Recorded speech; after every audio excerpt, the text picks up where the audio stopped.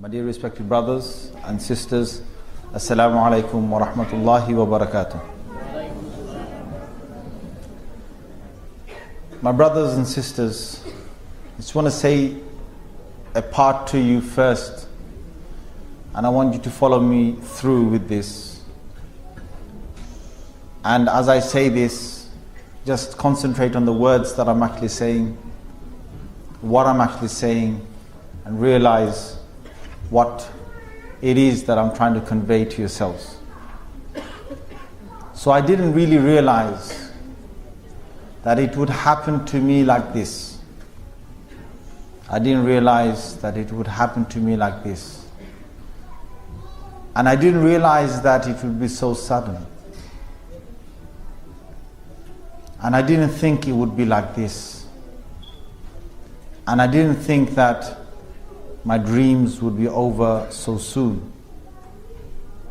And I didn't think that it was myself that was the one to leave. And I just couldn't believe it. That's so sudden, so quick, at a time when I wasn't really prepared, when I was in the time of wanting to enjoy the rest of whatever I wanted to do. And all of a sudden, it just took me by surprise. And I stood there with my heart in my mouth. And I looked it into the eye. And as soon as it was on its way, I knew the time had come. And when it came, I woke up. I woke up.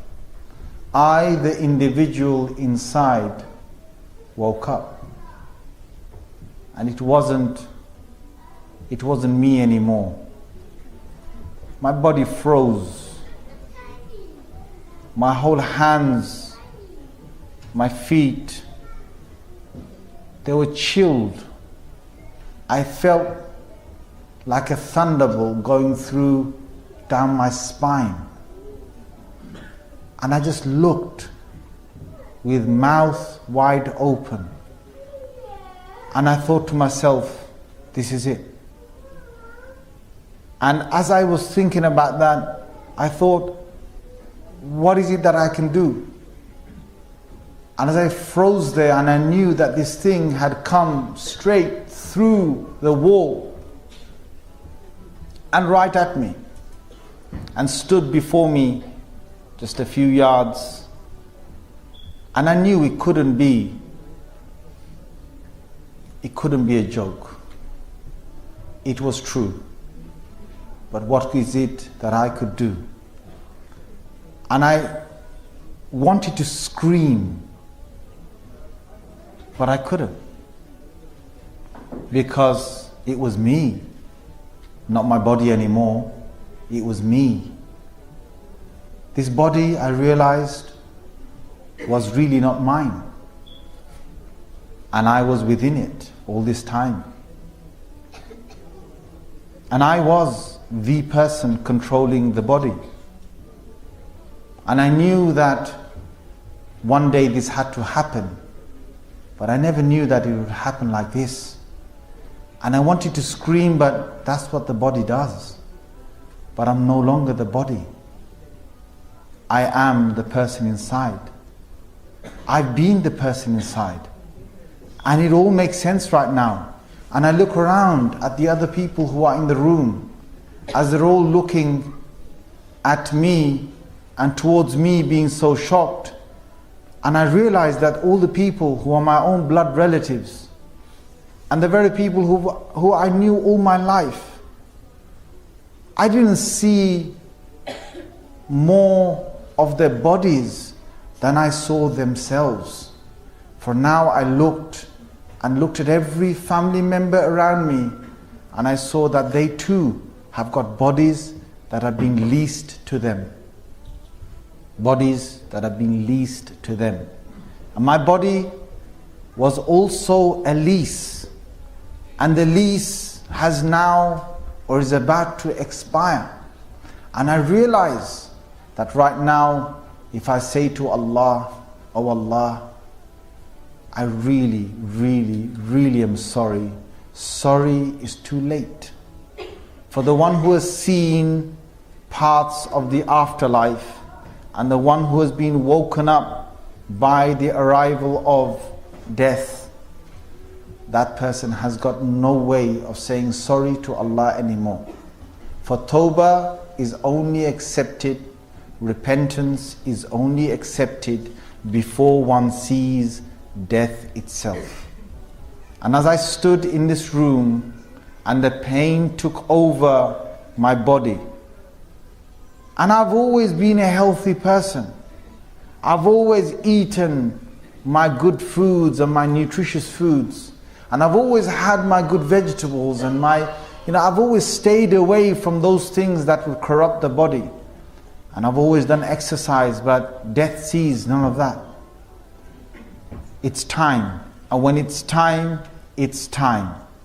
And I wish right now I could get myself a few more moments. And I really want to do something. And as it starts to walk towards me, and I start to feel the shivers down my body, and my convulsions take place, and I start to shake, and my body shakes, and I'm about to drop onto the ground.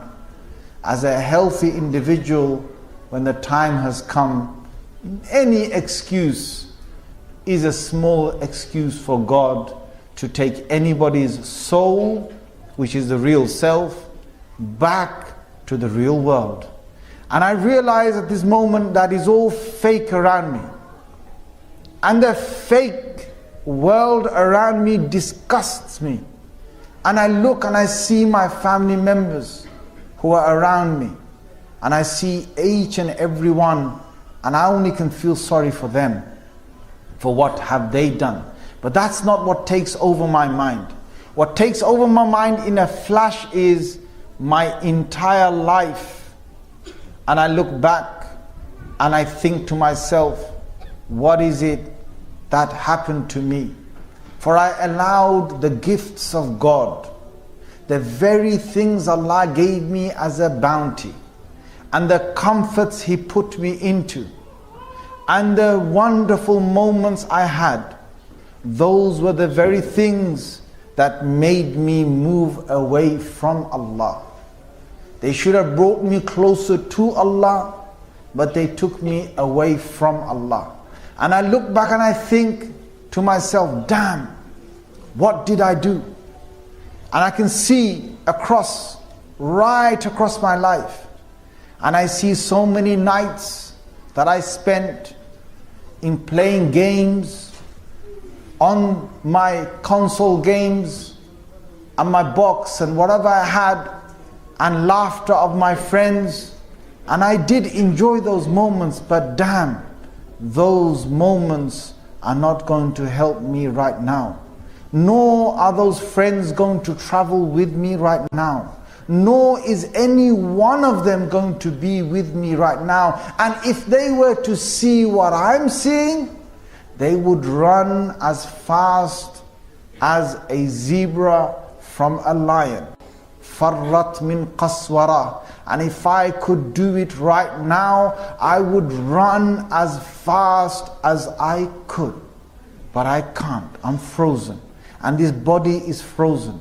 And the moment that I've seen this thing come towards me, I know it's game over. And I think back and I see the many moments that I spent on the couch, in front of the TV, and on the internet, and in my hands the smartphone. And damn the smartphone, damn the smartphone, damn the smartphone.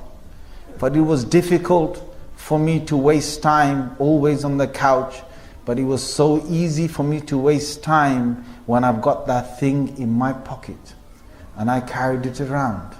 And all those texts that I sent, and the emails that I was with, that had nothing to do with my akhirah, nothing to do with my afterlife, nothing to do with Allah and His Messenger, nothing to do with a reminder about who I really am and my destiny on this earth, all of that to me is like dust in the air.